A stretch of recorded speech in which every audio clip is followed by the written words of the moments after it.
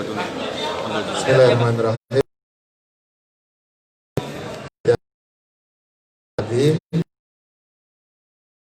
Pertama, saya sampaikan terima kasih teman-teman media berkenan hadir di sini. Kedua, kami ingin menginformasikan bahwa sore ini Kementerian Dalam Negeri bersama KPU hadir membahas, merapatkan perkembangan pelaksanaan pemilihan kepala daerah tahun 2020 ya. KPU selama proses verifikasi faktual dukungan calon perseorangan, kemudian coklit, melakukan kunjungan kerja langsung ke beberapa provinsi, kemudian beberapa catatannya kami juga sampaikan kepada Pak Menteri. Dan Pak Menteri juga dalam beberapa bulan terakhir ini continue dan terus-menerus mengunjungi beberapa daerah, beberapa provinsi. Kemudian sebagaimana kewenangannya, beliau juga mendukung dan membantu KPU menyelesaikan beberapa persoalan yang memang kewenangannya tidak ada pada KPU, tapi ada pada Kementerian Dalam Negeri. Nah, sore ini kami sudah mendiskusikan banyak hal dan terdapat data dan catatan-catatan yang menunjukkan hal positif ya, bahwa kesiapan kita untuk menuju 9 Desember 2020 semakin baik, dan mudah-mudahan tahapan demi tahapan yang kita kerjakan bisa kita tuntaskan dengan baik, termasuk menyelesaikan beberapa peraturan KPU yang nanti akan dikonsultasikan bersama pemerintah dan DPR. Itu ada PKPU tentang kampanye, dana kampanye, pencalonan yang pada tanggal 4 sampai dengan 6 September akan datang. Bakal pasangan calon akan melakukan pendaftaran ke kantor KPU. Itu beberapa hal yang kami diskusikan tadi. Selebihnya saya persilakan Pak Menteri untuk menyampaikan. Terima kasih Mas Arif. Rekan-rekan sekalian, jadi sore ini memang saya berkunjung ke KPU dan juga tugas pilkada ini tahapan-tahapannya berjalan lancar ya. Jadi ada beberapa yang kita bahas, misalnya masalah anggaran. Saya juga menyampaikan ini ke Pak lainnya, bagaimana mempercepat pencairan anggaran di daerah-daerah dengan berkunjung ke daerah-daerah, sekaligus juga sharing, memberikan masukan dan juga mendapat masukan kendala-kendala apa yang ditemui di lapangan untuk kita selesaikan bersama-sama. Kemudian saya melihat bahwa permasalahan anggaran sudah sangat jauh membaik, baik dari NPHD dari daerah ya, IBA daerah, maupun juga dari pusat. Saya juga membangun komunikasi dengan sangat baik dengan Ibu Menteri Keuangan untuk pencairan untuk KPU, Bawaslu, mudah-mudahan tidak ada halangan. Kemudian kita juga membahas mengenai problema-problema personal. Saya ulangi, personel. Hasil pemilihannya apalagi. Kami akan mendukung apapun yang dibutuhkan sesuai dengan kewenangan dan tugas Kemendagri, khususnya dalam kaitan masalah anggaran, masalah personil, masalah administrasi, tata cara dan lain-lain. Satu masukan penting yang minta rekan-rekan juga minta agar dimuat ya. Ini saya mengapresiasi tema yang diangkat oleh KPU karena hampir sama dengan tema yang kami inginkan juga, yaitu pilkada sebagai gerakan perlawanan COVID-19. Sama, kami pun meminta kepada KPU kalau bisa tema dan menjadi salah satu tema sentral dalam debat pilkada ini menjadi adu gagasan ya, peran kepala daerah dalam penanganan COVID-19 dan dampak sosial ekonominya. Jadi tidak melihat pilkada ini sebagai bagian yang terpisah dengan penanganan COVID atau protokol COVID sekedar hanya untuk melindungi penyelenggara dan pemilih dari pilkada, tidak.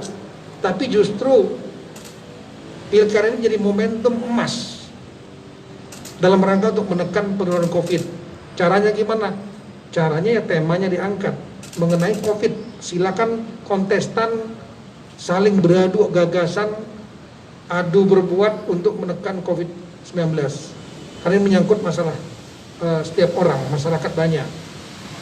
Kemudian juga dimasukkan dalam aturan PKPU misalnya alat peraga maskernya boleh menggunakan gambar, nama kontestan misalnya seperti itu, hand sanitizer, sehingga terjadi pembagian masker hand sanitizer secara masif oleh para kontestan. Jadi pembagian yang sehat, dulu kan kaos pakai yang dipakai nomor-nomor. Nah kemudian yang berikutnya lagi adalah pasukannya KPU ini pasukannya luar biasa jumlahnya. Jumlahnya itu hampir 3 juta lebih. Ini melebihi instansi manapun. 3 juta lebih ini sampai ke TPS-TPS, sampai ke RT-RT. Bayangkan kalau seandainya tema dan keinginan dari KPU agar penyelenggara menjadi agen perlawanan terhadap COVID-19, semua memakai masker, menggunakan protokol hand sanitizer atau menggunakan face shield. Ini betul-betul bisa membuat masyarakat menjadi bergerak, ya, sosialisasi kepada masyarakat dan menjadi model bagi masyarakat. 3 juta lebih. Nah, ini kira-kira ini yang ingin kami masukkan, sampaikan masukan-masukan ini kepada KPU, sehingga kita memiliki satu visi yang sama agar pilkada ini menjadi momentum yang penting, bahkan momentum emas, jangan sampai dilewatkan untuk menekan COVID-19. Ketika semua taat pada protokol dan adu gagasannya, adu berbuatnya mengenai penanganan COVID-19. Saya kira itu. Baik, itu ya teman-teman. Kalau ada pertanyaan mungkin 2 saja. 1, 2 ya. Yang diwakili ini ya. Silakan.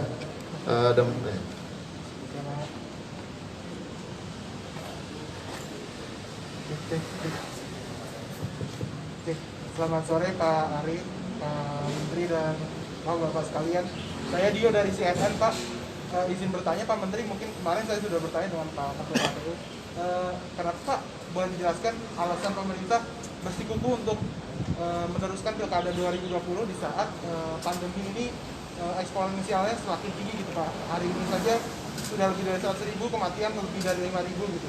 Dan di beberapa survei indikator carta politika mencatat publik itu sebagian besar meminta pilkada 2020 untuk ditunda ke tahun depan. Mungkin bisa dijelaskan Pak. Terima kasih. Sebetulnya sudah sering saya jelaskan. Kalau juga ikut di DPR pasti tahu, tapi jangan dipotong-potong nanti ya. Yang pertama kan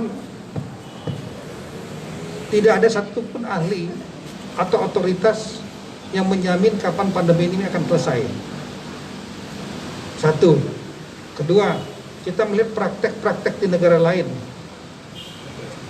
Korea Selatan di puncak pandemi mereka laksanakan.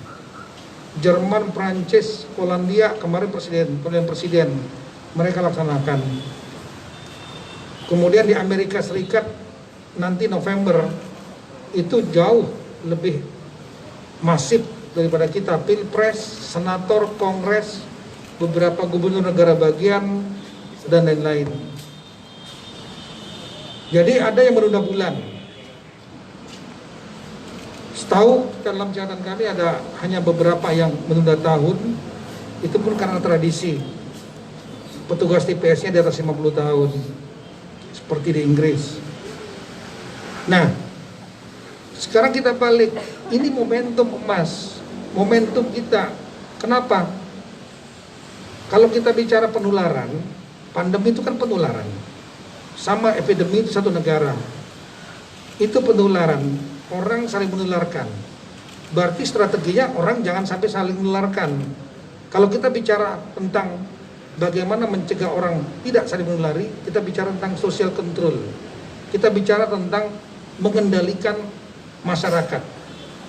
Nah, pengendalian masyarakat akan efektif di negara-negara yang kekuasaannya otoriter atau oligarki. Coba lihat negara-negara yang satu kedaulatannya di tangan satu orang atau di tangan oligarki sekelompok orang, relatif pengambilan kebijakan untuk pengendalian publiknya akan lebih mudah karena tangan besi mereka. Tapi kan kita tidak ingin seperti itu. Kita negara demokrasi. Nah, di negara demokrasi relatif akan social control relatif akan lebih sulit. Apalagi ya itu akan lebih mudah kalau kelas menengahnya besar. Mereka terdidik, mereka terlatih, ekonominya baik. Tapi akan lebih sulit pengendalian publik, mengendalikan masyarakat di negara demokrasi kalau masih banyak low class-nya. Apalagi sistemnya desentralisasi, di mana ada pembagian kekuasaan antara pusat dan daerah. Nah, pusat saja bergerak all out, itu baru 50% dari mesin. 50% lagi itu ada daerah. Kita punya 548 daerah. 548 ya, 34 provinsi, 514 kabupaten kota. Kita ingin mereka bergerak menangani COVID-19. Kapan momentumnya? Momentumnya pilkada. Kenapa? Karena bagi kepala daerah, bagi petahana atau bagi kontestan, inilah pertarungan.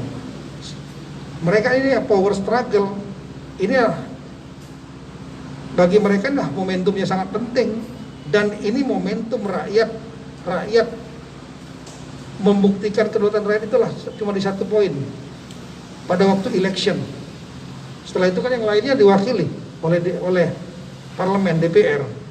Hanya di election saja kedaulatan rakyat itu langsung. Nah, sekarang di momentum pilkada ini jadikan momentum penanganan COVID. Caranya gimana? Temanya harus itu. Kontestan harus bisa mengendalikan pendukungnya. Kalau ada kontestan nggak bisa mengendalikan pendukungnya, gimana nanti jadi kepala daerah mengendalikan jutaan orang, ratusan ribu orang, baru mengendalikan 1.000 2.000 nggak bisa. Itu. Jadi di sini momentum bagi rakyat untuk memilih pemimpinnya yang bisa menangani COVID-19 dan dampak sosial ekonominya. Coba kalau nggak ada pilkada, mungkin nggak all out, tapi begitu ada pilkada, rakyat menuntut, rakyat menggugat supaya calon kepala daerahnya punya ide, punya konsep, punya kemampuan. Pilih pemimpin yang mampu menangani COVID-19 dan dampak sosial ekonominya. Itulah ujian sebenarnya saat krisis ini. Saya kira itu. Baik, satu lagi ya terakhir, silakan. Ya, terima kasih. Saya Rahman dari Gurita 1. Dari kemarin yang sudah dilakukan terkait dengan kunjungan-kunjungan ke daerah-daerah, apakah ada temuan dari Kemendagri sendiri untuk pelanggaran dari kepala daerah petahana? Seperti misalnya sebelumnya kan ada isu bahwa nantinya ditakutkan ada bansos yang dimainkan dalam tanda kutip seperti itu, Pak. Adakah temuan? Mungkin bisa diceritakan sedikit, Pak, jika ada. Lalu yang kedua, yakni sejauh ini bagaimana serapan atau penyaluran anggaran ke daerah-daerah terkait dengan KPU sendiri? Berapa persen yang sudah tersalurkan gitu? Terima kasih. Ya, yang mengenai masalah bansos tadi itu memang menjadi salah satu 3 kegiatan yang tidak terlepas dari penanganan COVID. Penanganan COVID ini kan satu adalah masalah kesehatan, mencegah penularan, perawatan dan testing dan lain-lain. Yang kedua adalah pemberian bantuan sosial bagi mereka yang terdampak. Yang ketiga adalah menjaga agar ekonomi tetap bisa berjalan. 3 itu. Jadi ini ada pilkada. Kalau saya berpendapat bantuan sosial tetap dilaksanakan oleh pemerintah daerah, tapi tidak menggunakan identitas diri, nama, foto dan lain-lain. Jadi misalnya bantuan sosial dari pemerintah Kabupaten A, bukan nama bupatinya atau gambarnya. Kalau kita stop bantuan sosial nggak boleh, ya ini ada COVID yang ada orang terdampak yang perlu dibantu. Nah yang kedua, sebetulnya juga kalau nanti ada yang misalnya memanfaatkan bantuan sosial itu mungkin untuk dalam tanda petik ya secara tersembunyi untuk pemenangan. Sebetulnya juga bisa kontestan yang lain yang non petahana, dia juga bisa mencari celah sebetulnya. Ada orang yang nggak terima cara pembagian yang nggak rata, itu menjadi amunisi bagi dia untuk melakukan negatif campaign, yang nggak boleh kan black campaign, mengeksploitasi kelemahan lawan, mengekspos kekuatan sendiri, tapi bukan yang sesuatu yang hoax atau sesuatu yang bohong. Dalam pertarungan semua kan begitu. Jadi orang bantuan sosial diberikan, ada yang nggak bagi, dia kan bisa expose, kamu nggak kebagian ya. Kalau saya jadi bupati saya akan bagi kamu. Atau ada terjadi pembagian, kalau saya jadi bupati nggak dapatnya 10 kilo, saya 20 kilo. Yang namanya janji kan boleh aja. Gitu ya. Pertama terkait dengan bansos-bansos itu, PKPU sebetulnya sudah mengatur ya. Memang kegiatan pemerintah tidak boleh berhenti, termasuk bantuan sosial. Yang dilarang sebagaimana yang disampaikan Pak Menteri tadi, memasang fotonya di situ. Kemudian dia sambil membuat slogan-slogan di situ, itu yang tidak boleh. Dan itu sudah diatur dalam peraturan KPU kita. Yang kedua terkait dengan anggaran. Sampai dengan hari ini, kalau anggaran APBN itu sudah tertransfer semua. Untuk tahap pertama ya, itu sudah tertransfer semua ke provinsi dan kabupaten kota.